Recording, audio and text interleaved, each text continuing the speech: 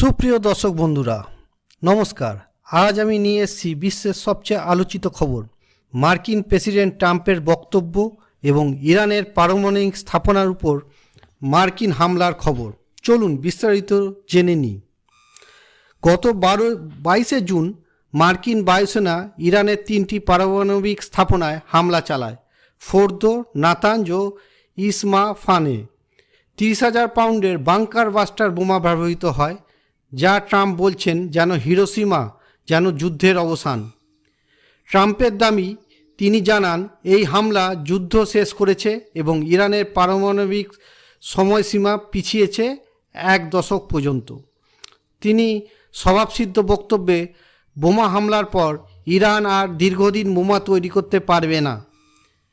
কিন্তু বিরোধীদের মতামত, যুক্তরাষ্ট্রের প্রতিরক্ষা গোয়েন্দা প্রতিষ্ঠান ডিআইএ ও বিভিন্ন গোয়েন্দা রিপোর্ট বলছে হামলায় স্থাপনাগুলো পুরোপুরি ধ্বংস হয়নি, বরং কয়েক মাসের জন্য বিলম্ব হয়েছে। ইরানের সমৃদ্ধ ইউরেনিয়াম এবং কিছু সেন্ট্রিফিউজ আগেই সরিয়ে নেওয়া হয়েছিল। মার্কিন প্রশাসন চাইছে ইরানকে ফের পারমাণবিক আলোচনায় বসাবে। ট্রাম্প বলছেন যুদ্ধ শেষ, এখন শান্তি নাকি ডিপ্লোমেসি। কিন্তু গোয়েন্দা রিপোর্ট বলছে মূল স্থাপনা রয়ে গেছে এবং সত্যিকারের ক্ষতি হয়নি।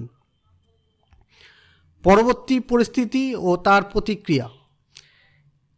ইসরায়েল ইরানের মধ্যে এক সামরিক যুদ্ধবিরতি চলছে, অংশ হিসেবে মার্কিনের জোরদার হস্তক্ষেপ।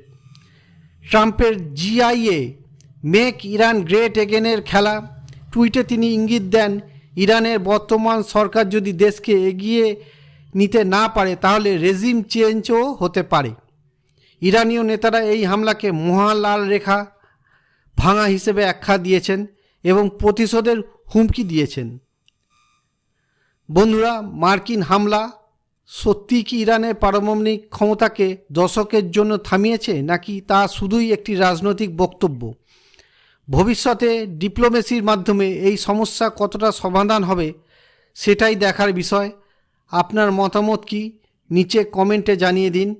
ভিডিওটি ভালো লাগলে লাইক ও সাবস্ক্রাইব করতে ভুলবেন না। ধন্যবাদ।